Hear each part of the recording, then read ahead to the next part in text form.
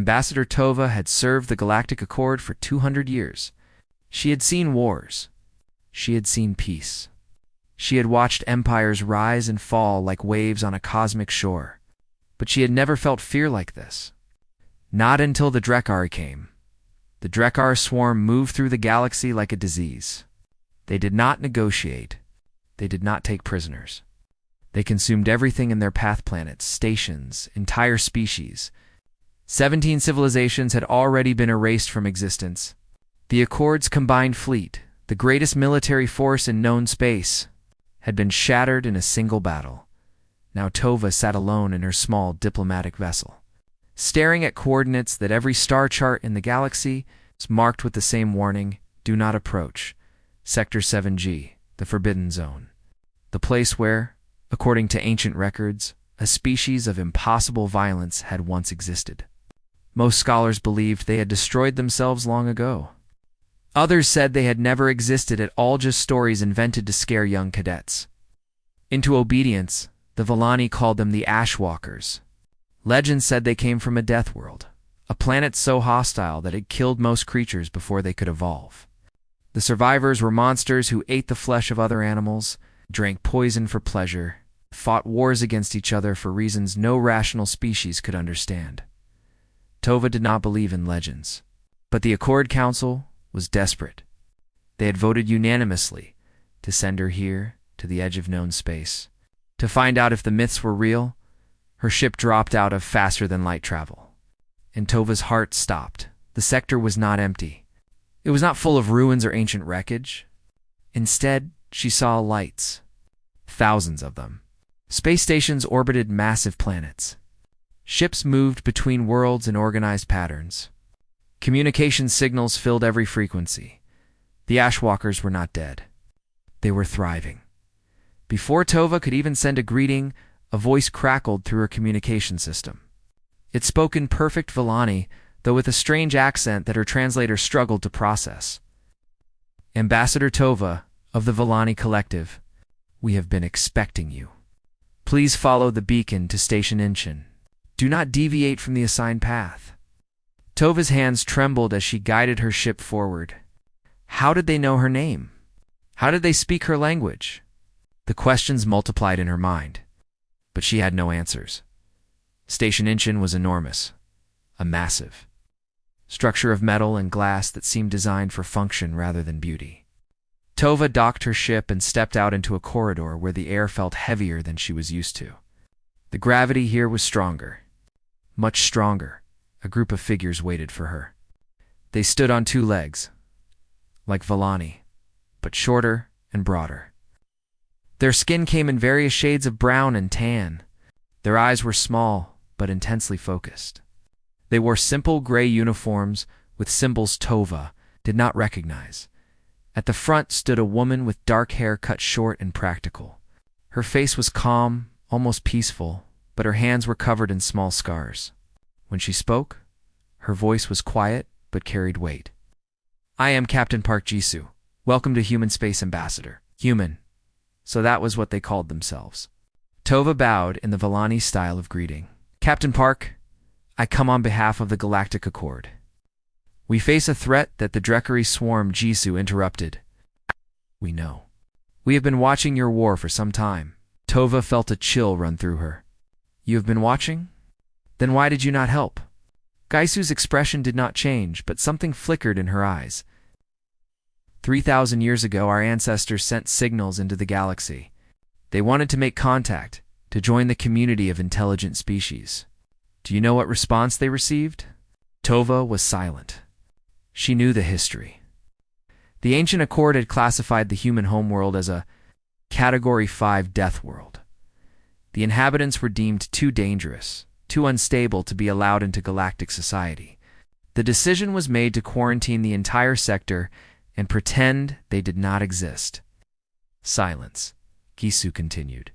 And then, when your ancestors realized we had survived and were building ships of our own, they established the Forbidden Zone. They made us ghosts, monsters in children's stories. For 3 millennia, the galaxy pretended we were not real.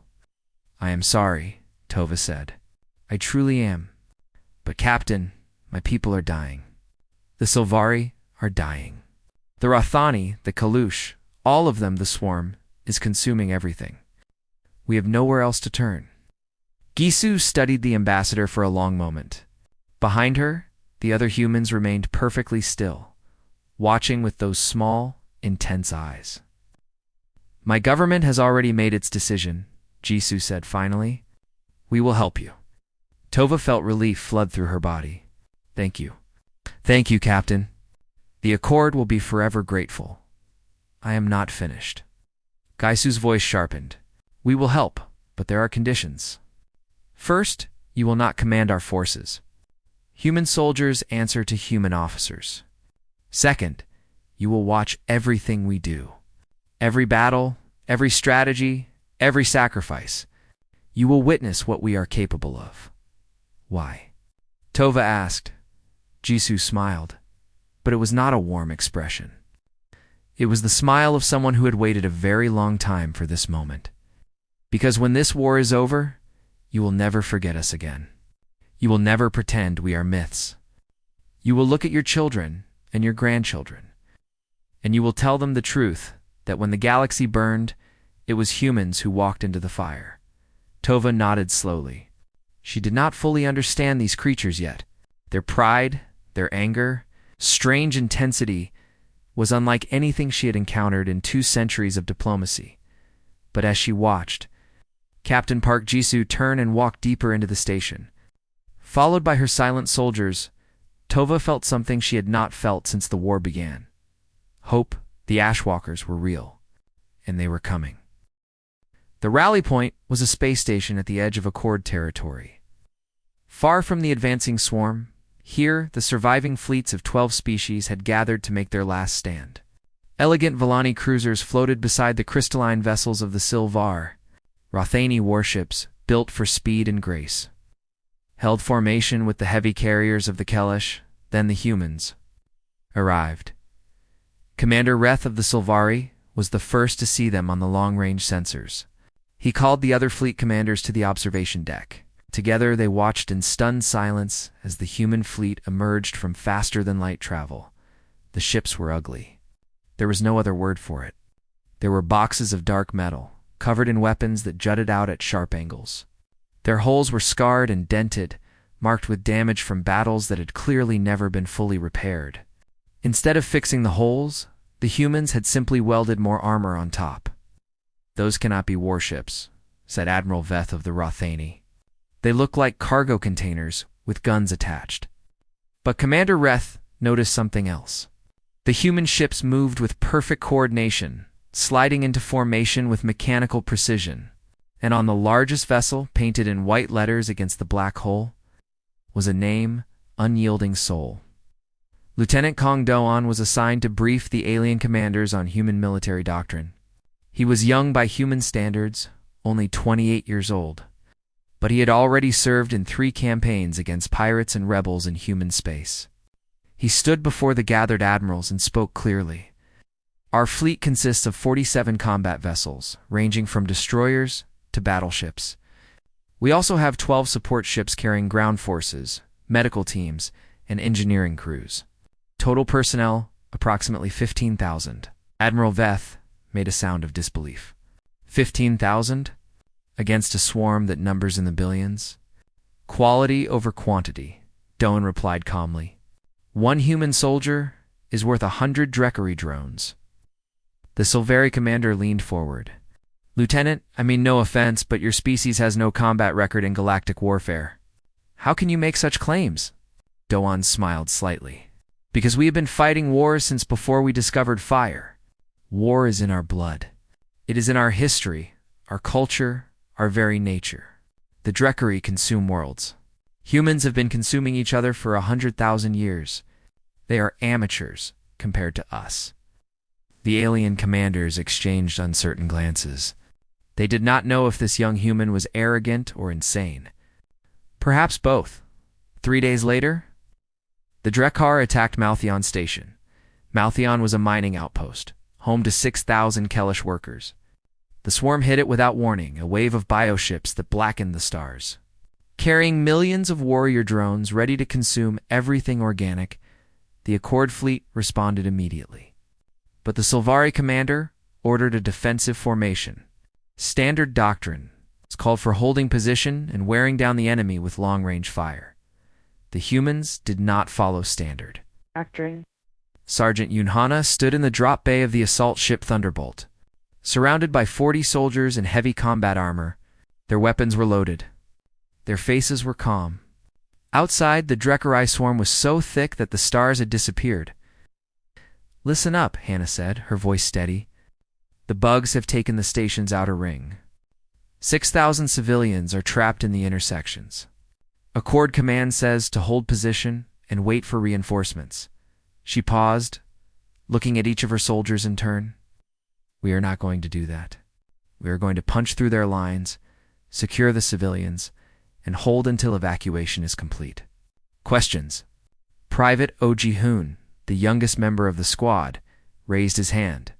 "Sergeant, the tactical computer says our survival probability is 11%. Lod laughed. "The tactical computer has never met Korean infantry. We do not calculate probability. We calculate spite. Now get ready." The Thunderbolt launched from the unyielding Sol and dove straight into the heart of the swarm. Drekari interceptors swarmed around it, tearing at its hull with claws and acid. The pilot, a woman named Bei Yuri, flew through the chaos like she was dancing, spinning and rolling to avoid the worst of the attacks. 30 seconds to drop zone," Yuri announced. "Hull integrity at 60%. Make it count, Sergeant." The drop bay doors opened, and Hannah's squad jumped. They fell through space in armored suits, firing their weapons as they descended toward the station. Drekari drones rushed to meet them, but the humans cut through them like knives through water. Hannah felt the familiar rhythm of combat aim. Fire, move, repeat. Her rifle grew hot in her hands. Blood-red human blood and green Drekari. Fluid sprayed across her visor. They hit the station's hull and burned through with cutting torches. Inside, the corridors were crawling with drones. The fighting was close and brutal. Hannah lost 3 soldiers in the first minute. Kim Byung-han, torn apart by a warrior drone. Choi Yuna, pulled into a ventilation shaft. Han Min-jae, who threw himself onto a cluster of eggs to detonate them with his own grenades. But the humans did not stop. They did not retreat. 2 hours later, Hannah's squad reached the civilian shelters. The Kelish inside stared at them with wide eyes, unable to believe what they were seeing.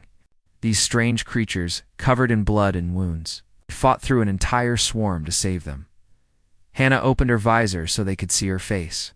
She was smiling, though exhaustion lined every feature. "Evacuation ships are on their way," she said. "You are safe now." Across the station, similar scenes played out. Human squads pushed forward where other species would have retreated. They held positions that tactical computers said were impossible to hold. They died. Yes, many of them died, but they died moving forward. Always forward. When the last civilian was evacuated and the station was secure, Hannah sent her final transmission to Fleet Command. Altheon Station secured. Enemy forces eliminated. Awaiting further orders. On the observation deck of the Sylvari flagship, Commander Reth watched the battle data scroll across his screen. He had seen many things in his long life, but nothing like this. "What are they?" he whispered. Beside him, Lieutenant Kong Don stood with his hands clasped behind his back, watching the distant station with quiet pride.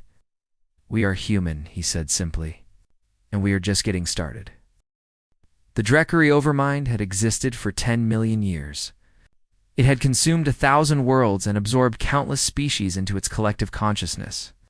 It was ancient, patient, and utterly without mercy. For the first time in its existence, it felt something new. Something cold that spread through its neural network like a poison. The human word for this feeling was fear. These new enemies were wrong. They did not behave like prey. Every other species the swarm had encountered followed the same pattern: initial resistance, gradual retreat, eventual collapse. They always broke. They always ran. They always died begging for mercy. The humans did neither. At the Battle of Varen's moon, A single human destroyer held off 12 Drekari bioships for 6 hours. When the ship finally died, its captain, a man named Song Hyun-woo, aimed it directly into the largest enemy vessel, destroying both. His last transmission was a single word that the Overmind's translators could not process. Goodbye. At the siege of Keleth Prime, human ground forces refused to evacuate even when ordered. They held the defensive line for 9 days without sleep, without reinforcement, without hope. When relief finally arrived, they found the humans still fighting, standing on piles of Drekari corpses so high they reached the second floor of the buildings. The Overmind did not understand. These creatures were small. They were soft. They had no natural armor, no claws, no venom. Their senses were weak, their lifespans short. By every measure, they should have been among the easiest prey in the galaxy, and yet they kept winning. Dr. Beek Mina was not a soldier. She was a xenobiologist, a scientist who studied alien life forms. But the human military had embedded her with the fleet because they needed someone who could explain things to their new allies.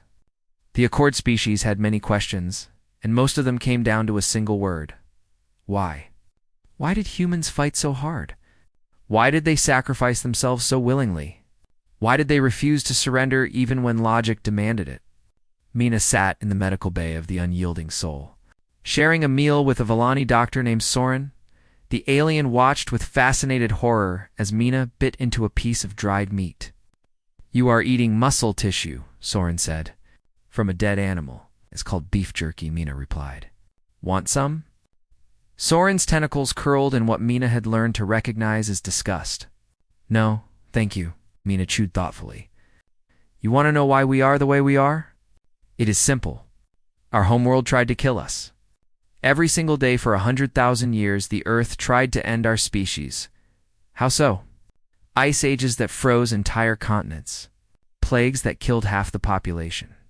Predators with claws and teeth designed to tear us apart. Other humans who wanted what we had." Mina swallowed and reached for another piece of jerky. "We did not survive because we were the strongest. We survived because we were too stubborn to die. Evolution did not make us powerful. It made us persistent." Soren considered this. But surely, after reaching space, after building civilization, that survival instinct would fade? Mina laughed, though there was little humor in it. "Doctor, do you know what humans were doing 60 years before we invented the technology to reach other stars? We were fighting a war that killed 80 million of our own kind. 80 million in just 6 years. We never stopped being what we are. We just got better at pointing it outward instead of inward." Private First Class Shin Tai-woo had earned a strange reputation among the alien soldiers. They called him the one who smiles. Tai-woo was not a particularly impressive soldier by human standards. He was average height, average build, with a round face that made him look younger than his 26 years. But he had a gift that set him apart. He genuinely liked people. All people. Even aliens who looked at humans with fear and confusion. In the crowded barracks of the Joint Command Station, Awu shared his rations with terrified Silveri conscripts. He taught them human card games. He showed them pictures of his daughter, a 3-year-old girl named Sujin, who had her mother's eyes and her father's smile. "She is beautiful," a young Silvari named Ven said, studying the photograph. "Do you miss her?" "Every second," Tai-woo admitted. "But that is why I am here.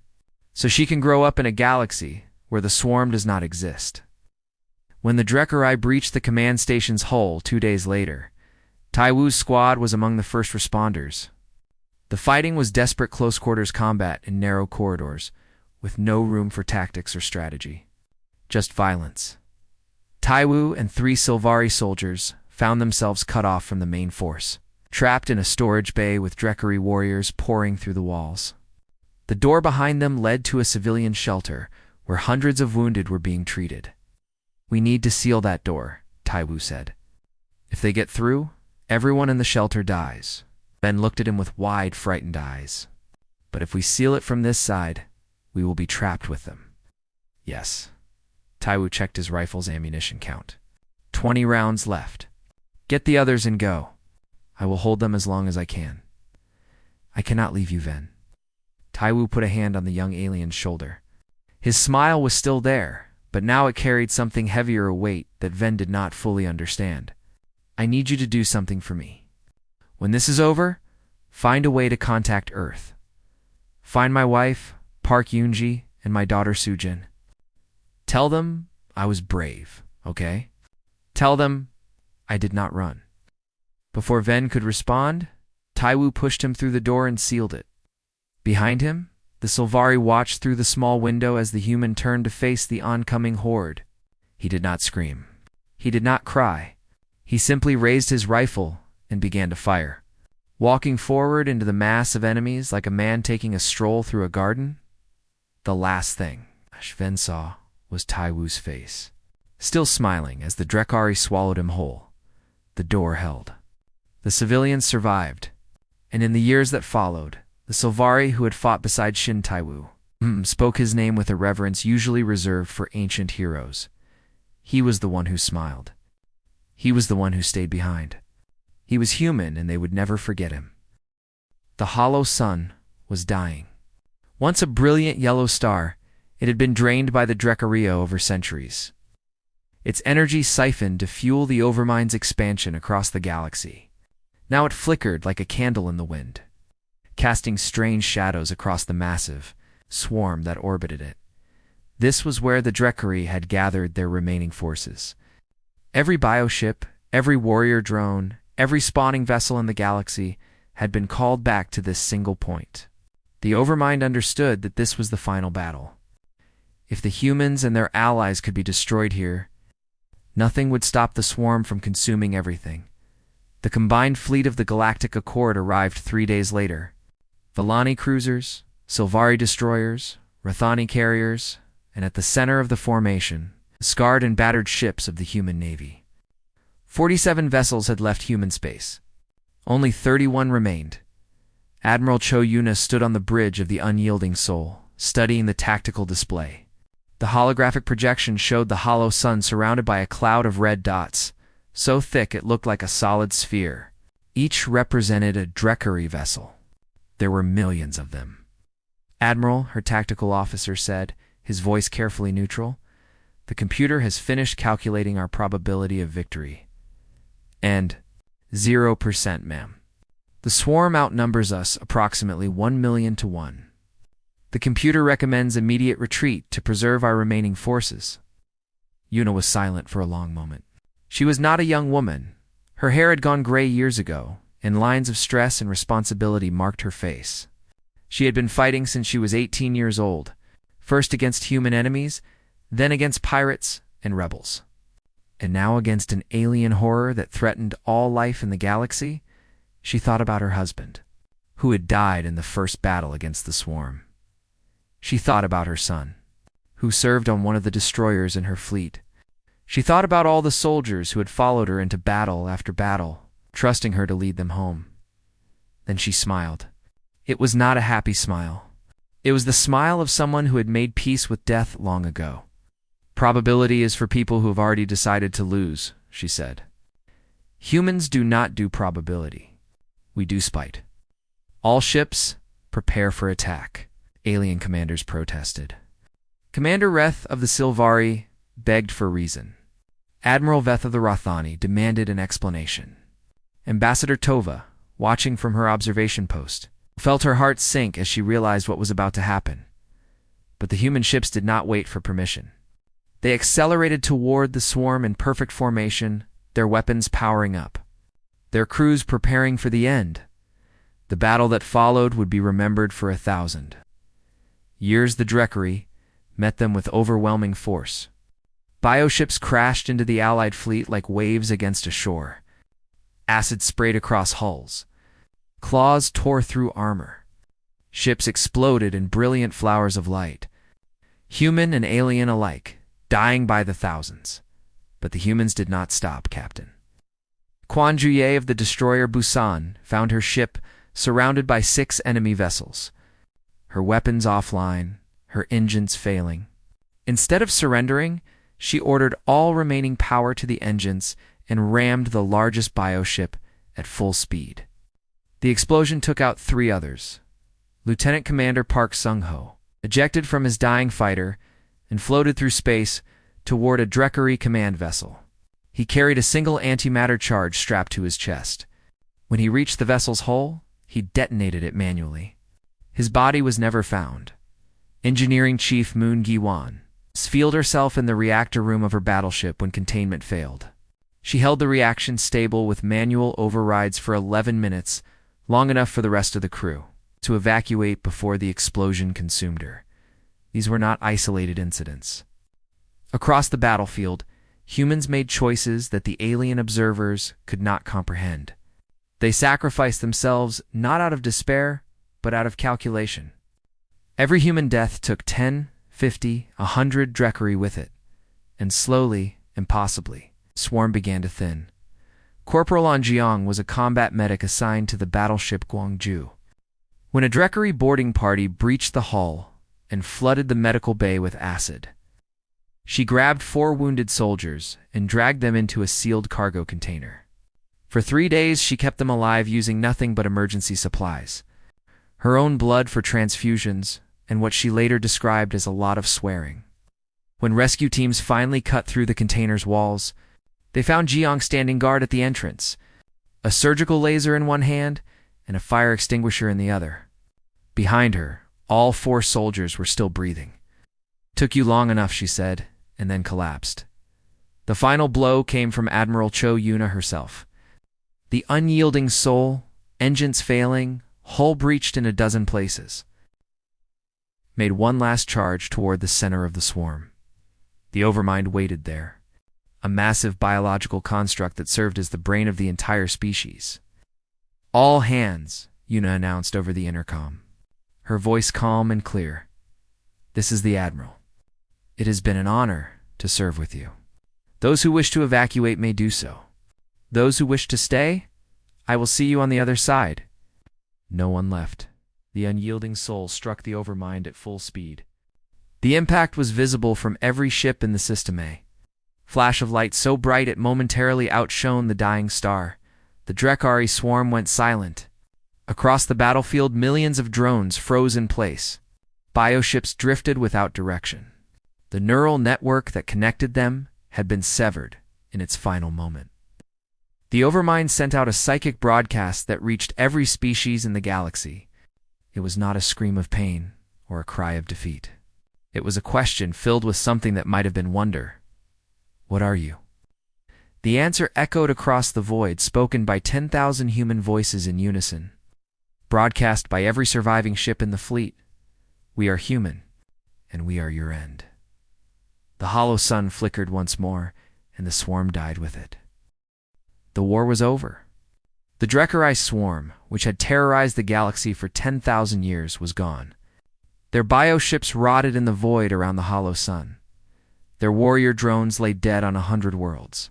The Overmind, the ancient intelligence that had driven them across the stars, had been silenced forever, but the cost had been enormous. Of the 31 human ships that had entered the Battle of the Hollow Sun, only 9 survived. 7,000 human soldiers had died in the final assault alone. Across the entire war, humanity had lost nearly half of its military forces, men and women, who had volunteered to fight for species that had ignored them for 3,000 years. Galactic Accord did not know how to process what had happened. Their own losses were significant, but they had expected that. What they had not expected was the way the humans had fought. The sacrifices they had made. The sheer, stubborn refusal to accept defeat, even when every logical analysis said defeat was certain. "Ambassador." Tova returned to Villani Prime with her report. She stood before the Council of Elders, the highest governing body of her people, and told them everything she had witnessed. When she finished, the chamber was silent. "You were saying," the eldest counselor finally spoke, "that these creatures, these humans, saved our civilization out of pure generosity? That they expected nothing in return?" "That is not entirely accurate," Tova replied. "I spoke with their general, a man named Lee Sun-woo. I asked him why they sacrificed so much for species that had rejected them. His answer was simple." She paused, remembering the general's face. He had been tired, his uniform stained with blood that was not his own. His eyes carrying a weight that seemed too heavy for any single being, said, "Because you needed help. That is enough," the counselors murmured among themselves. Such thinking was foreign to them. The Villani conducted their affairs based on careful calculation of benefit and cost. The idea of sacrifice without expectation of reward was difficult to comprehend, but it was true.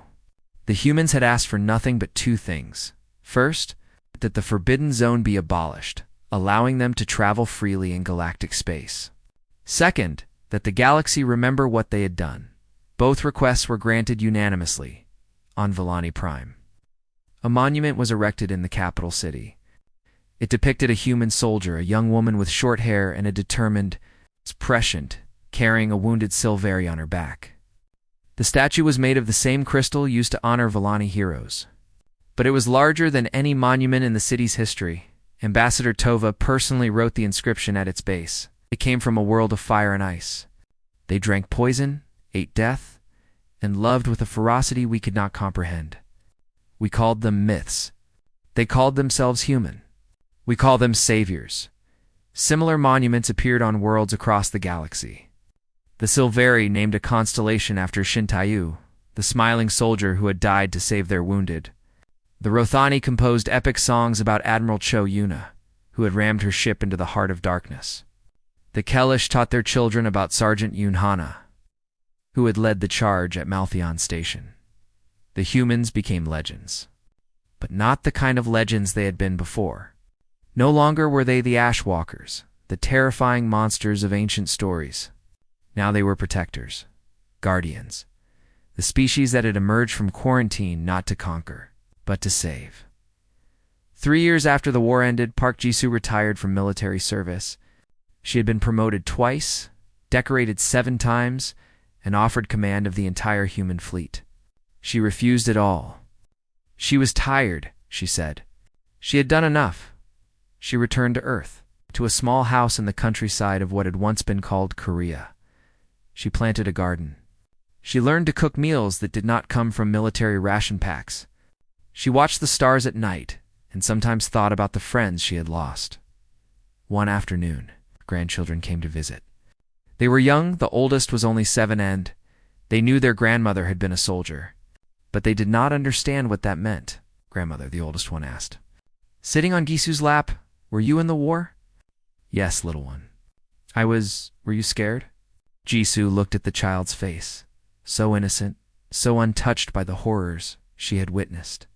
She thought about the battles she had fought, the friends who had died beside her, the nights when she had lain awake, certain that she would not survive the next day. Yes, she said finally. I was scared every single day. Then why did you go? It was such a simple question. Children always asked the questions that adults were afraid to voice. Jisoo smiled and pulled her grandchild closer, because being brave does not mean you are not scared. It means you go anyway. It means you do what needs to be done, even when you are afraid, even when you think you cannot, because some things are worth being scared for. The child did not fully understand. That was fine. Understanding would come later with time and experience. For now, it was enough that she had asked, far away, on a space station orbiting a world that had once been enslaved by the Drekri. A young Silvari child asked his father about the statue in the central plaza. It showed a human, a soldier with kind eyes and a gentle smile, reaching out a hand toward the stars. Who is that, father? That is a human, the father replied. A long time ago, when our grandparents were young, terrible monsters came to destroy us. We thought we were going to die. But then the humans came. They fought the monsters and saved us all. Were they strong? The father thought about this. He had read the histories. He had seen the recordings. He knew that humans were not particularly strong, not compared to other species. Their bodies were soft. Their senses were limited. By all measures, they should have been among the weakest creatures in the galaxy. No, he said slowly. They were not strong. They were something better. They were stubborn. They refused to give up, no matter what. And when we needed them most, they came to help us, even though we had never done anything for them. The child looked up at the statue with new eyes. They sound like heroes. They are heroes. They are human, and we will never forget them. The legend of the Ashwalkers had ended. The legend of humanity had begun. In the years that followed, human ships traveled freely through galactic space. Human traders opened markets on 100 worlds. Human scientists collaborated with alien researchers. Human artists shared their culture with species that had never heard of music or poetry, with a strange concept called laughter. The galaxy was changed, not by conquest, but by presence. The humans had proven that the myths were wrong. They were not monsters. They were not mindless killers.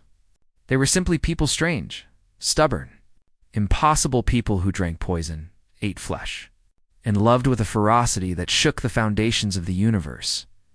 And when anyone asked why they had sacrificed so much, why they had fought so hard, why they had walked into fire for strangers who had rejected them, the answer was always the same: because you needed help.